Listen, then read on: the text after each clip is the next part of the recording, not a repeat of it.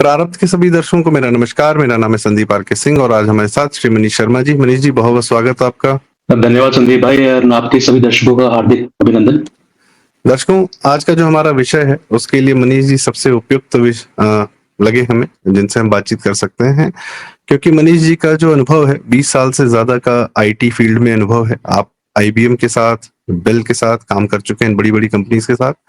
इस समय entity data के साथ काम कर रहे हैं। साथ ही अपने सोशल मीडिया पर टेक्नोलॉजी को सरल तरीके से जनता तक पहुंचाने का कार्य, उसके लिए ये लिखते रहते हैं, पढ़ते रहते हैं और वीडियोस पर भी बोलते रहते हैं। तो आज का जो हमारा विषय है, एआई समिट तो जो हुआ है, उसकी जो नेगेटिविटीज हैं उसको हम साइड करते हैं 2 मिनट, और उसके जितने नए हमें टूल्स वहां मिल रहे हैं, नई कंपनीज यहाँ काम कर रही हैं, एंटरप्रेन्योर्स जिन्होंने नए नए प्रोडक्ट्स लॉन्च किए हैं, भारत के लिए कितना शानदार हो रहा है ये कार्य, और क्या इस बार आईटी की बस हमने मिस तो नहीं की, हम लीड कर रहे हैं या हम उस बस पर चढ़े हैं, ये सारी बातें हम मनीष जी से जानने का प्रयास करेंगे। सबसे पहले मनीष जी, आपसे जानना चाहेंगे ये इस आईटी एआई समिट की दिल्ली में भारत को करवाने की जरूरत क्या पड़ी, ऐसी क्या नीड थी? जी बिल्कुल। सबसे पहले तो बहुत बहुत धन्यवाद इस अच्छे प्रश्न के लिए। तो देखिए, आईटी समिट क्यों कराई गई, इसके 2-3 रीजन जो मुझे लगते हैं। एक तो आईटी का जो ग्लोबल अडॉप्शन इस समय बढ़ रहा है, आईटी एआई को लेकर काफी डर भी है लोगों के बीच में, और एआई को लेके भारत के अंदर एक सेंटिमेंट ये है कि कहीं हम इसमें पीछे तो नहीं छूट गए। तो जो मेरा मानना है वो ये है कि गवर्नमेंट ने प्लस जो कॉर्पोरेट्स हैं उन्होंने कहीं ना कहीं इस चीज को, इस डर को निकालने के लिए और लोगों को ये दिखाने के लिए कि इंडिया या भारत इस समय किस लेवल पर है एआई के पर्सपेक्टिव में, और कई तरह के प्रोडक्ट्स हम लोगों ने यहाँ पे लॉन्च किए हैं आईटी समिट के अंदर। तो ये भी एक दिखाना था कि भारत को एक परंपरागत सर्विस बेस्ड इंडस्ट्री माना गया है, भारतीय आईटी को, और हमारे यहाँ पर एक चीज बोली जाती है कि हम लोग प्रोडक्ट्स नहीं बनाते हैं, ग्लोबल स्टैंडर्ड के प्रोडक्ट्स नहीं बनाते हैं। तो इस एआई समिट के अंदर हमने देखा किस तरीके से हम लोगों ने विभिन्न तरह के एआई प्रोडक्ट्स बनाए हैं। फ्यूचर में हम लोग क्या करने वाले हैं, किस तरह का इन्वेस्टमेंट भारत में आने वाला है, और अगले 5-7 साल के अंदर भारत किस तरीके से ग्लोबल स्टेज पे एआई को लीड करेगा। तो आई थिंक ये एआई समिट उसी का एक रोड मैप था, और कहीं ना कहीं लोगों में जागरूकता भी आई है, लोगों ने इन चीजों के बारे में पढ़ा भी है, कुछ नकारात्मक पक्ष भी रहे हैं, लेकिन मुझे लगता है सकारात्मक पर हमें ज्यादा ध्यान देना चाहिए। तो आई थिंक ये इसका एक ऑब्जेक्टिव था इस समिट को कराने का। जी, आपने जो बताया कि कुछ प्रोडक्ट्स आए हैं, तो मैं जरा जनता को दिखाना चाहूंगा कि ये एक इन्होंने एक आप देखें,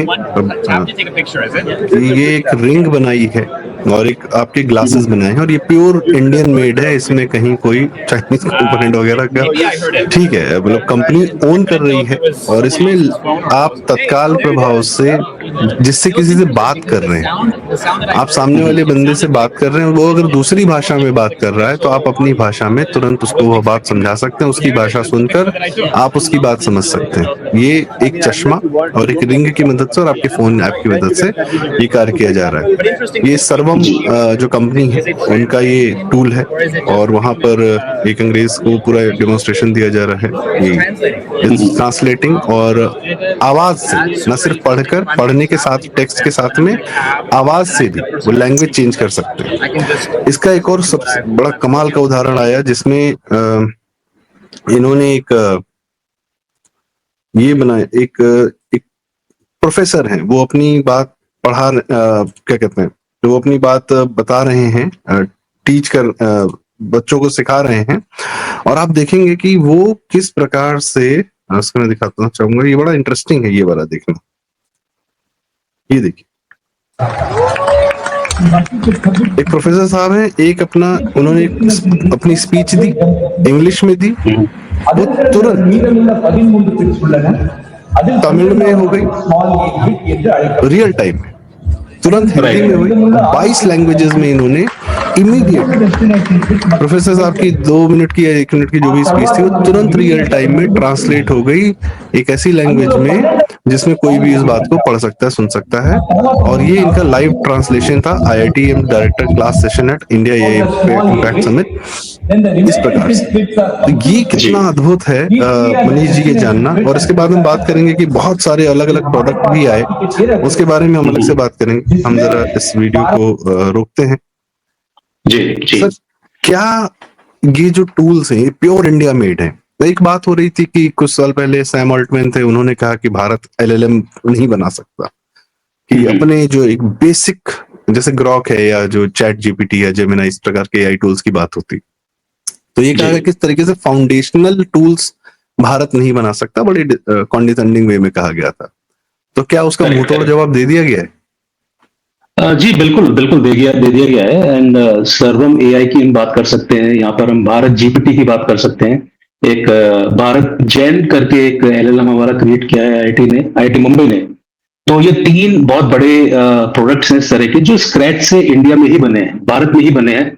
और सबसे खास बात यह है कि इसका जो डेटा सेट है, इसकी जो एल्गोरिदम्स हैं, या जो भी डीप लर्निंग एक्सेट्रा जो भी हम लोगों ने इसमें इन्वॉल्व है, जो भी चीजें प्रोसेस कंप्लीटली भारत के अंदर बनी है, भारत के लोगों ने ही बनाई है। भारत के डेटा सेट्स पे ही, भारत की लैंग्वेजेस के ऊपर ही इनको ट्रेन किया गया है।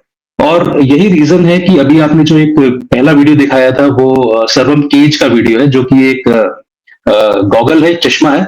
अगर आपको याद हो, कुछ समय पहले मेटा जो फेसबुक है, उन्होंने एक रेबेन के साथ में टाइप करके एक अपना खुद का एक गॉगल, इस तरह का स्मार्ट गॉगल आप उसको कह सकते हैं, वो लॉन्च किया था। और उसके चश्मे के को पहनकर आप कई तरह की इंफॉर्मेशन आपके चश्मे पे आ जाती है, कई तरह के आप रियल टाइम ट्रांसलेशन कर सकते हैं, रियल टाइम इंफॉर्मेशन को आप कैप्चर कर सकते हैं। सिमिलर वे में ये बना है। और ये किस तरीके से बेहतर है उस पर मैं बात कर सकता हूँ, क्योंकि यहाँ पर हम लोग बात कर रहे हैं 22 लैंग्वेजेस का रियल टाइम ट्रांसलेशन करने की। भारत में जो लैंग्वेजेस हैं, अगर आप हर लैंग्वेज में देखेंगे तो काफी डिफरेंस होता है।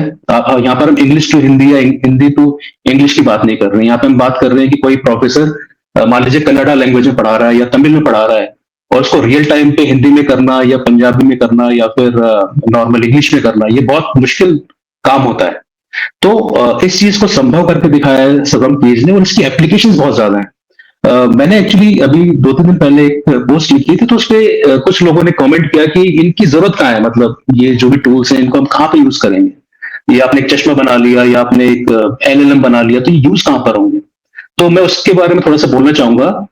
फॉर एग्जाम्पल, हमारे यहाँ पे ट्रेवल एंड टूरिज्म एक बहुत बड़ा एक इंडस्ट्री है हमारे यहाँ पे, जो अभी भी मेरे को लगता है कि अपने फुल पोटेंशियल पे नहीं है। वहां पर हम इनका यूज कर सकते हैं। वहां पर इस तरह के गॉगल्स आप अपने टूरिस्ट को दे सकते हैं, या फिर इस तरह की एप्स आप टूरिस्ट को दे सकते हैं, जहां पर वो रियल टाइम में किसी भी जगह की जानकारी उनको उनकी लैंग्वेज में मिल सकती है। आजकल भारत में ये बहुत होता है कि लोगों को मिसगाइड कर दिया जाता है, मिसलीड कर दिया जाता है। हमने रिसेंटली एक वीडियो भी देखा था जिसमें आई थिंक कैलाश जो मंदिर है, वहां पर एक गाइड था, उसने लोगों को गलत जानकारी दी थी।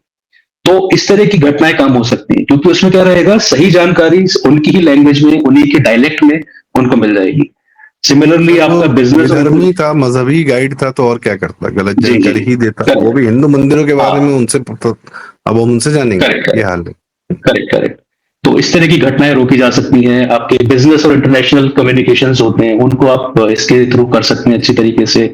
एजुकेशन एक बहुत बड़ा फील्ड है जिसमें इस तरह के जो एलएलएम्स हैं या टूल्स हैं, वो एक लिमिट को तोड़ेंगे। क्योंकि अभी क्या होता है कि काफी लाखों बच्चे हैं जिनको इंग्लिश समझ में नहीं आती है, या कोई दूसरे लैंग्वेज के वो नेटिव होते हैं, उनको प्रॉपर जो हम बोलचाल की भाषा है वो समझ में नहीं आती है, और वो कहीं ना कहीं पढ़ाई में पीछे छूट जाते हैं। तो इन टूल्स की मदद से उनको उनकी ही भाषा में जानकारी मिलेगी, बेहतर जानकारी मिलेगी, सही जानकारी मिलेगी।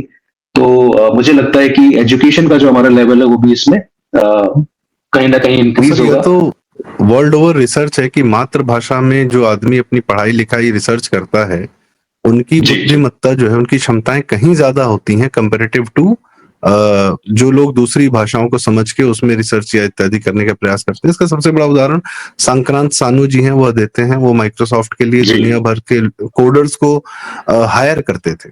तो वो कहते थे कि रशियन में कोडिंग करते हैं, जापानीज में कोडिंग करते हैं, इजरायलीज हिब्रू में कोडिंग करते हैं, और ये दुनिया के तमाम चाइनीज में कोडिंग करते हैं। मतलब कि ये जो है, ये लोग तो इनसे बेहतर, और ये आईटी के सुपर एक्सपर्ट्स हैं। तो भारत को यह क्या है कि वह सिर्फ अंग्रेजी में पहले सीखे, और भारत में जो बुद्धिमत्ता है वो सिर्फ, आपने एकदम सही बात की, कि वो सिर्फ एक भाषा जी। की वजह से वो हमारी जनता पीछे छूट जाती है, तो शायद वो एक बैरियर टूटता है। और आपने बताया कि जी। जैसे तेलुगु में, अगर मैं हिंदी में बात कर रहा हूँ, मुझे तेलुगु में बात करनी, तो मैं तो तेलुगु फिल्मों का बहुत बड़ा फैन हूँ, ठीक है? जी। तो आप अगर मुझे वहाँ के फ़िल्म मेकर से या वहाँ किसी से बात करनी है, तो मुझे लगता था कि चलो पहले थोड़ा तेलुगु सीखते हैं, कुछ करते हैं, या हुँ, मेरे ख्याल हुँ। से वो बंधन टूटता है। तो अब पूरा भारत बिल्कुल। आपस में, जी। जैसे जीएसटी के आने से सर ये हुआ कि पूरा भारत आपस में एक-दूसरे से खुलकर ट्रेड कर सकता था। करेक्ट। पहले जो स्टेट वाइज़ रिस्ट्रिक्शंस लगे थे वैट के और अन्य ऑक्ट्रॉय वगैरह के, वो हट गए। तो जी। मेरे ख्याल जी। से पूरा भारत आपस में एक-दूसरे से बात भी तो कर सकेगा ना? अंग्रेज़ी की आवश्यकता बिल्कुल, ही नहीं। बिल्कुल। जी, और अभी मैं एक रीसेंट एग्जांपल आपको बताता हूँ, जो एनवीडिया के जो सीईओ हैं, उन्होंने एक स्टेटमेंट दिया है अभी रिसेंटली कि भविष्य में जो प्रोग्रामिंग की लैंग्वेज होगी वो इंग्लिश होगी। अभी क्या होता है, हम डिफरेंट डिफरेंट लैंग्वेजेस के अंदर प्रोग्राम्स क्रिएट करते हैं, चाहे जावा हो, चाहे डॉट नेट हो, या कोई भी पाइथन वगैरह हो। लेकिन भविष्य में एआई क्या करेगा कि आप जो भी लैंग्वेज बोल रहे हैं, आप उस लैंग्वेज में अपना लॉजिक बता सकते हैं और वो आपके हिसाब से आपको प्रोग्राम बना के दे देगा।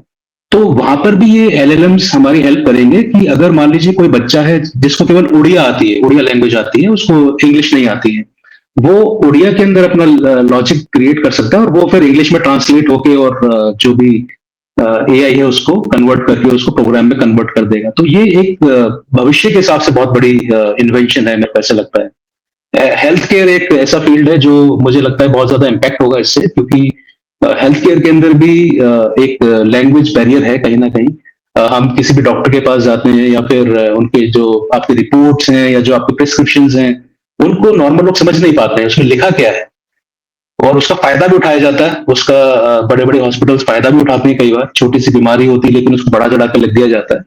तो कहीं ना कहीं आपकी लैंग्वेज में जब आपको पता लगेगा कि आपको बीमारी क्या है, आपको क्या ट्रीटमेंट लेना है, आपको प्रेस्क्राइब क्या किया गया है, आपको प्रिकॉशंस क्या लेने हैं, तो मुझे लगता है कि जो एक हेल्थ केयर कंप्लायंस है वो कहीं ना कहीं बढ़ेगा, धोखाधड़ी कम होगी, और लोगों का जो स्वास्थ्य के प्रति जो एक अभी एक नेग्लेक्ट होता है वो कहीं ना कहीं कम होगा, ऐसा मुझे जी, एक फील होता उदाहरण है। मुझे याद आता है आपकी इसी बात से। अभी कुछ दिन पहले ट्विटर पे मैं देख जी। रहा था, बहुत शॉर्ट में उदाहरण बताऊँगा।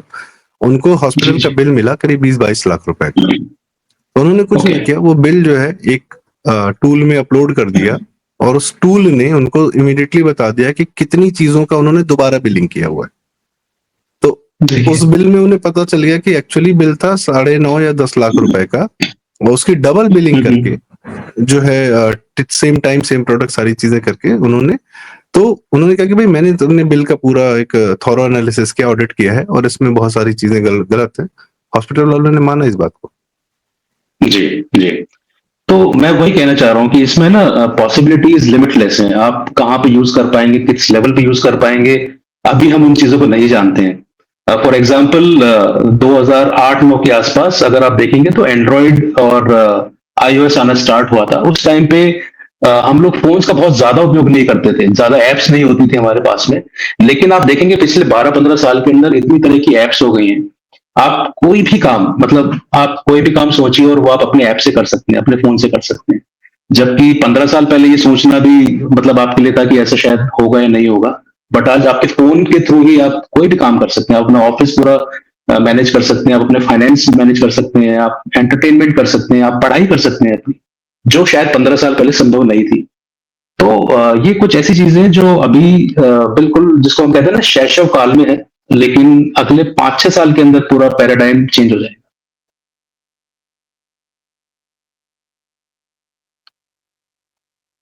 आप शायद म्यूट में हैं संदीप जी। जी। हाँ। अ, ये एक उज्जवल चड्ढा जी, इन्होंने बताया कि 5 made in India AI products blew my mind. एक जी। स्क्राइब, एक डॉक्टर हैं जो बिजी रूरल गांव देहात में जो है वो अपना एक बिजी है, अपनी क्लिनिक देख रहे हैं 5 patient without touching a keyboard. The AI handles the prescriptions, history and filing. मतलब डॉक्टर करेक्ट, जो है करेक्ट। जो अपना एंट्री करते हैं या बिलिंग करते हैं, जो भी करते हैं, दवाएं लिखते हैं, प्रिस्क्रिप्शन करते हैं, उनको फोन या कीबोर्ड टच करने की आवश्यकता नहीं है। पेशेंट देख रहे हैं और बात सुन के उसकी प्रिस्क्रिप्शन इत्यादि वो सब टूल से ही उनको जनरेट कर दिया जाता है। जी। जी। Autobots, made in India, autonomous robots that can deliver medicines in hospitals, navigating elevators and corridors by themselves. No more family members rushing to pharmacies.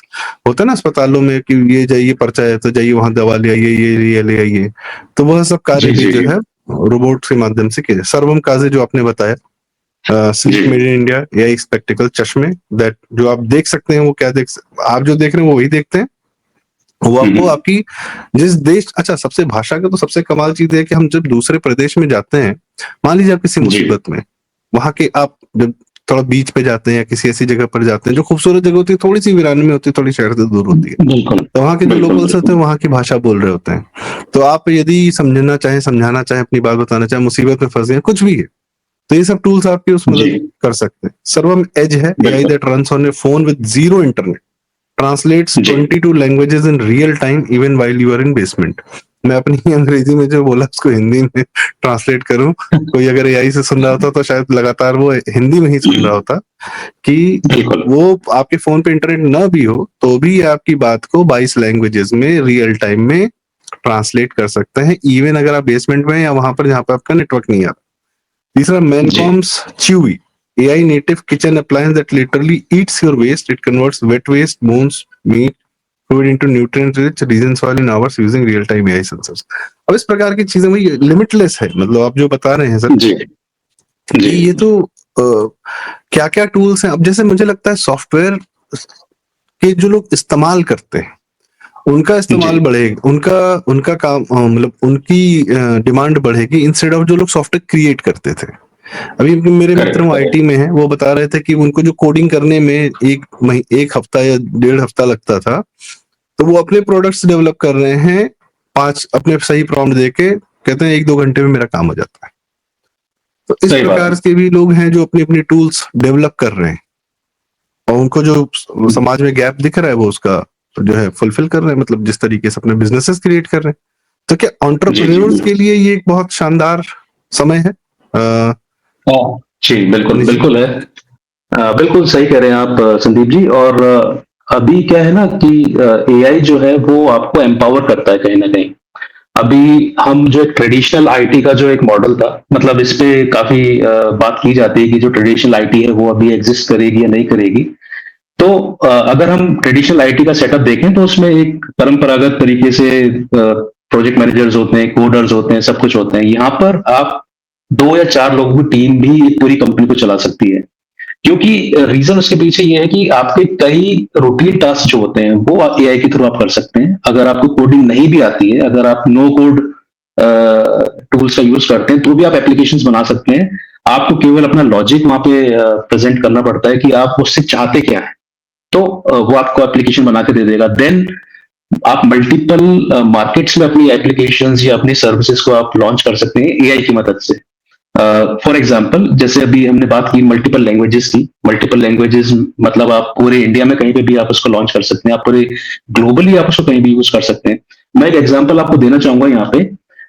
आजकल मानसिक हेल्थ, जिसको मेंटल हेल्थ कहते हैं, वो एक बहुत बड़ा विकार है, बहुत बड़ी समस्या है, क्योंकि लोगों को कई तरह के डिप्रेशन होते हैं, कई तरह के चैलेंजेस होते हैं, और जिसकी वजह से उनकी हेल्थ खराब होती रहती है। कई बार बीपी वगैरह और कई लोगों की मृत्यु भी हो जाती है इस चक्कर में। तो आपको ये जान के आश्चर्य होगा कि दुनिया की सबसे अच्छी, सबसे बड़ी जो एक मेंटल हेल्थ एप्लीकेशन है वो भारतीय ऐप है, जिसको हम वाइसा बोलते हैं, WYSA। तो ये ऐप इंडिया ने बनाई है, भारत ने बनाई है, और ये ऐप इस समय वर्ल्ड में नंबर 1 पर है। ये क्या करती है, जो भी पेशेंट है वो इस ऐप पे रजिस्टर कर सकता है। साथ में वो कोई भी एक वेरिएबल गैजेट हो सकता है, कोई भी स्मार्ट वॉच हो या कोई भी हो, वो पहन सकता है। और इस ऐप के माध्यम से उसकी 24 घंटे मॉनिटरिंग होती है। उसके मन में किस तरह के थॉट्स आ रहे हैं, ये ऐप उससे सवाल भी पूछती है, उसको अलर्ट भी रेज करती है। अगर उसको लगता है कि आपको कुछ मानसिक समस्या है तो वो आपके डॉक्टर को तुरंत अलर्ट करेगी, आपके किसी कोई इमरजेंसी कॉन्टेक्ट है उसको अलर्ट करेगी, आपको नींद ढंग से आ रही है नहीं आ रही है, आपके पैटर्न को ये देखेगी, और उसके हिसाब से आपके डाइटरी प्लान को भी संभालेगी। तो मैं बस ये बताना चाह रहा हूँ कि इस समय जो आपकी अपॉर्चुनिटीज हैं वो लिमिटलेस हैं। आप किसी भी समस्या को पकड़िए, उस समस्या के ऊपर आप सॉल्यूशन बनाइए। बहुत ही कम खर्चे में आप काम कर सकते हैं, आपको बहुत बड़ी टीम की जरूरत नहीं है, आपको बहुत बड़ी फंडिंग की जरूरत नहीं है। आप 2 लोग, 4 लोग, 5 लोग मिलके भी एक बहुत बड़ी एप्लीकेशन या एक बहुत बड़ा प्रोडक्ट बना सकते हैं एआई के थ्रू। जी मनीष जी, मतलब आपने संक्षेप में हमें जो बताया है, मुझे लगता है कि इस प्रकार के और रिसर्च और एआई समिट में होने वाले आने वाले लोगों की, अब जैसे फोटो क्रिएट करना, वीडियो क्रिएट करना, तो मुझे लगता है कि थोड़ा सा आम बात हो गई है। लोग कई सारे टूल्स जी। की मदद से अपने पसंद की फोटोज क्रिएट कर ले रहे हैं या वीडियोस हाँ, क्रिएट कर हाँ। ले रहे हैं, अपनी कुछ लिख के वो एक वीडियो बना ले रहे हैं। कल कोई बता रहा था कि उन्होंने जी, एक चैट जीपीटी से अपने मन का, अपने पसंद का एक गाना बनवा लिया नया। तो जी, जी। न सिर्फ चैट जीपीटी, मतलब अन्य प्रकार के अन्य टूल्स है कि संगीत का भी उपयोग है। ठीक है, थोड़ा-सा हुँ, हुँ। उसमें लगता है कि क्या यह क्रिएटिविटी को खत्म कर देगा? पर नहीं। हुँ, हुँ, आपका हुँ। दिमाग, जैसे कंप्यूटर आया था, तो जी, कंप्यूटर ने आपको इनेबल किया कि आप और क्या-क्या कर करेक्ट। सकते हैं। तो जिन लोगों ने सीखा, फिर उससे उन्होंने नई-नई चीज़ें ऐसी क्रिएट की, किसी ने गेम्स क्रिएट किए, किसी ने फ़िल्में क्रिएट की, किसी ने किताबें लिखी, बहुत कुछ किया। जिसको जो समझ में आता था जी, उसने वैसा किया। कई कई लोगों ने डिज़ाइनिंग, पेंटिंग सब कंप्यूटर पे ही कर ली, सारी ग्राफिक डिज़ाइनिंग सब कर लिया। तो जी, आज क्या है कि अब वह बंधन भी टूटता है।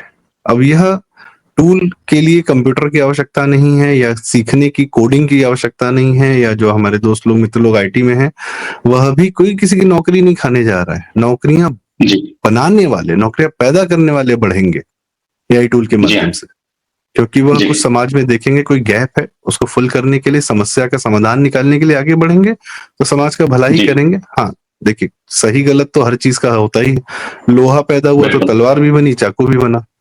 तो तलवारों से जी लोगों हाँ, ने क्या किया, वो एक अलग कहानी है। चाकुओं से लोगों ने क्या किया, वो एक अलग कहानी है। तो जी हाँ, जो ये तो किसी भी टूल का दो पक्ष होता ही होता है। पर हाँ, जी हाँ, सबसे अच्छी बात ये है जो मुझे इस बार लगी, कि जब ऑपरेटिंग सिस्टम आपने बताया जब बन रहे थे, तब भारत उस समय ऑपरेटिंग सिस्टम बनाने की स्थिति में नहीं था। कांग्रेसी काल कुछ और ही चल रहा था, तो बात अलग ही चल रही थी, क्या हो रहा था, क्या नहीं हो रहा जी था। हाँ, पर इस बार जी। एआई के मामले में जब नया जंप आया, जब इंडस्ट्रियलाइजेशन हो रहा था, तब भी नेहरू गांधी की हाँ, हाँ। सोशलिज्म वाली पॉलिसी ने भारत को पीछे खींच के रखा, आगे नहीं बढ़ने दिया। चाइना अपनी इंडस्ट्रियलाइजेशन करता रहा, हम पीछे रह गए। मैन्युफैक्चरिंग जी, प्रोसेस की जब बात हो रही थी तब भी यही हुआ, जब इंफ्रास्ट्रक्चर की बात हो रही थी तब भी यही हुआ। पर आज हम ये देख रहे हैं कि भारत इस बस को मिस नहीं करेगा। इस बस की ड्राइविंग करेगा और सबको साथ में लेकर चल रहा। 20 राष्ट्राध्यक्ष आए थे, बैठे हुए थे वहां पे। जी, अब जी, दुनिया भर की कंपनीज के लोग आए हुए थे। तो भारत ने लीड ले ली इस बार। पीछे रहने वाली कोई बात नहीं है। जनता आपके लिए भी यही, आगे बढ़े, अपने बच्चों को बताएं, सिखाएं। और ये सब जो जातिवाद और ये सब जो चल रहा है, सवर्ण दलित इत्यादि इत्यादि, जी, और कॉलेजों कॉलेजों में, यूनिवर्सिटीज में, कॉलेज यूनिवर्सिटी में बच्चे टूल्स के माध्यम से नए नए काम करेंगे। वो जी हाँ, वहां लड़ाई झगड़ा कम होगा, वहां पे क्रिएटिविटी, इंटेलिजेंस पे ज्यादा काम होगा, ज्यादा बातचीत होगी। और लड़ाई झगड़ा जी, होता है जी, तो होता रहता है, आज से थोड़ी हो रहा है, पहले भी बहानों की कमी थोड़ी है। बिल्कुल। वो भी निपट जाते हैं एंड दुनिया में जो बाहर जी, निकलते हैं। जी। जी मनीष जी, आप एंड संदीप जी, मैं एक संक्षेप में एक बताएं। हाँ जी, बताएं सर। सर हाँ, हाँ, मैं एक छोटा-सा और उदाहरण यहाँ पे देना चाह रहा था। प्लीज। एआई केवल टूल्स तक ही सीमित नहीं है। भारत के अंदर आप देखेंगे तो एआई इंफ्रास्ट्रक्चर डेवलप हो रहा है। बड़ी-बड़ी कंपनियां जो हैं वो यहाँ पे अपने एआई के डेटा सेंटर्स बना रही हैं। फॉर एग्जांपल गूगल है। गूगल एक $15 बिलियन इन्वेस्ट कर रही है। इसके अलावा अगर आप एनवीडिया और एलएनटी ने मिलकर एक डेटा सेंटर बनाने की बात की है। एंड इधर टीसीएस और ओपन एआई जो जिनका चैट जीपीटी प्रोडक्ट है वो मिलकर एक डेटा सेंटर यहाँ पे बना रहे हैं। तो एक हमारी सबसे बड़ी जो समस्या थी ना कि डेटा के ऊपर हमारा कंट्रोल नहीं था अभी तक। हमारा जो भी डेटा है वो बाहर जाया करता था। अब वो डेटा भी हम लोग कंटेन कर पाएंगे हमारे यहाँ पे। हमारे देसी डेटा सेट्स क्रिएट होंगे। हमारी जो प्रॉब्लम्स हैं यहाँ की, हमारे जो यूजर के बिहेवियर्स हैं, अभी सब कुछ बाहर जाता है। ठीक है, लेकिन बाद में सारी चीजें हमारे पास रहेंगी, हमारे कंट्रोल में रहेंगी, हम उनके बेस पे सॉल्यूशंस बना पाएंगे। तो ये एक बहुत बड़ी बात है जो ज्यादा लोग समझ नहीं रहे हैं कि इनसे फायदा क्या होगा। डेटा सेंटर बनाने से कोई बहुत बड़ा फायदा नहीं होगा, बट वहां पे अंदर क्या काम हो रहा है, किस तरह की वहां हम्म, पे एक्टिविटीज रहेंगी, कितनी टाइप की जॉब्स वहां पे जनरेट होंगी, किस तरह के सॉल्यूशंस वहां पे मिलेंगे, स्टार्टअप्स को कैसे हेल्प मिलेगी। अब एक छोटा सा एग्जांपल है जो इस सर्वम एआई है। ये एक हम्म, छोटी सी कंपनी है बैंगलोर की। और इसको भारतीय सरकार ने एक मिशन एआई अपना स्टार्ट किया था कुछ साल पहले। और उसके अंदर गवर्नमेंट क्या कर रही है, गवर्नमेंट ने जीपीयूज 38,000 जीपीयूज जिस समय भारत के अंदर ऑपरेट कर रहे हैं। मैं नॉर्मल जीपीयू की बात नहीं कर रहा, हाई पावर जीपीयू की बात कर रहा हूँ। तो गवर्नमेंट ने मिशन एआई के थ्रू इन सारे छोटे छोटे स्टार्टअप्स को इन जीपीयूज का इस्तेमाल करने की इजाजत दी एक तरह से कि आप आइए, आप अपना जो भी आपका मॉडल है आप इन जीपीयूज की हेल्प से आप बनाइए, आप सॉल्यूशंस क्रिएट कीजिए। और अभी जितने भी सॉल्यूशंस आए हैं स्टार्टअप की तरफ से, ये सारे उसी का मतलब उसी का रीजन है कि जो गवर्नमेंट ने इनको एक हेल्प करी है, गवर्नमेंट ने इनका हाथ पकड़ा है वहां पे कि भाई हम आपकी हैंड होल्डिंग करते हैं, आप इंफ्रास्ट्रक्चर की चिंता मत कीजिए, आप अपना जो भी आपका कॉन्सेप्ट आप उसको लाइए, हम आपको सारा इंफ्रास्ट्रक्चर देंगे, कम कीमत पे देंगे बहुत, आप सॉल्यूशंस बनाइए। तो ये चीज अभी चल रही है। और अगर मेरा बस यही है कि जो भी लोग हैं जो इस तरीके से सोचते हैं, और ये केवल आईटी वालों के लिए नहीं है, आप किसी भी फील्ड में हो, आप सेल्स में हो, मार्केटिंग में हो, आप एग्रीकल्चर में हो, आप सस्टेनेबिलिटी में हो, कहीं पे भी हो, आप अपना कोई भी सॉल्यूशन क्रिएट कर सकते हैं एआई के थ्रू। तो ये सर इसमें खेती ये में भी लिमिट भी खत्म इस्तेमाल हो हो गई। रहा है, बिल्कुल खेती में बिल्कुल, इस्तेमाल खेती हो में रहा बिल्कुल। है जी। बिल्कुल अभी नंदन खेती में इस्तेमाल। निलेकनी जी ने मोदी जी का उदाहरण दिया, वो डेयरी में उन्होंने कहा कि क्यों नहीं हम गायों के प्रति जो है इसमें एआई टूल्स का उपयोग कर सकते हैं, और जी अमूल हाँ। ने 3 हफ्ते जी में हाँ। लॉन्च करके इम्प्लीमेंट भी कर दिया कि क्या जी बीमारियां जी होती, जी। क्या दवाएं दी जा सकती हैं, गौशालाओं को हम कैसे बेहतर कर सकते हैं। इसराइल करता है बिल्कुल सर, बिल्कुल। खेती में वो जी हाँ। सेंसर्स के माध्यम से किस पौधे को कितना मात्रा में क्या पानी और क्या उसको जो न्यूट्रिएंट मिलना चाहिए, यह वो एआई टूल्स के माध्यम से करता है। और इसराइल अपने बिल्कुल। सोचिए डेजर्ट में रहकर जी अ, हाँ। भोज्य पदार्थ, खाद्य पदार्थ वह एक्सपोर्ट करता है। जी हाँ। जी हाँ, एक ऐप भी लॉन्च हुई है अभी समिट के अंदर ही। इसका ऐप का नाम है सेट श्योर। तो ये हम्म, जो ऐप है ये क्या करती है, ये एक एग्रीकल्चर का सॉल्यूशन है जिसमें आपका सैटेलाइट डेटा को ये मेजर करता है, और फिर आपके खेत में या आपके एरिया में कितना रिस्क है इन्वॉल्व, मतलब वहां पे बारिश होगी या नहीं होगी, वहां पे जो जमीन है उसका क्या लेवल है, उसकी उर्वरता कितनी है, न्यूट्रिएंट्स कितने हैं, ये सारा आपको बताएगा। उसके हिसाब से आप डिसीजन ले सकते हैं कि यहाँ पर आपको कौन सी फसल उगानी है। तो जब इस लेवल की चीजें आपको सॉल्यूशंस आपको मिलेंगे, आप खुद सोचिए कि अगर आपको आज पता लग जाए कि इस खेत में आपको गेहूं उगाना है, बाजरा उगाना है, या फिर आपको सब्जी उगानी है, तो एक किसान के पर्सपेक्टिव से आप सोचिए उसके लिए कितनी समस्याएं हल हो जाएंगी यहाँ पे। वो तो ये किसान सब पूछ चीजें हो सकता रही है हैं कि अभी। कौन सी कंपनीज हैं जो जिनको मैं ये प्रोडक्ट बेच सकता हूँ, वो कंपनीज का डेटा ढूंढ के बिल्कुल वो जो रिक्वायरमेंट डाल रही है वो आपस में कनेक्ट कर बिल्कुल सकता है। और सर जो आपने बताया बिल्कुल कि बिल्कुल। मौसम की बात और खेती के लिए कौन सी उर्वरता, कौन सा मौसम ठीक है क्या है, हमारे यहाँ घाघ जी। भड्डूरी जी थे, उनकी किताब है, उनके अच्छा जो अच्छा। कथन है वो चलते हैं, लोगों को याद रहते थे।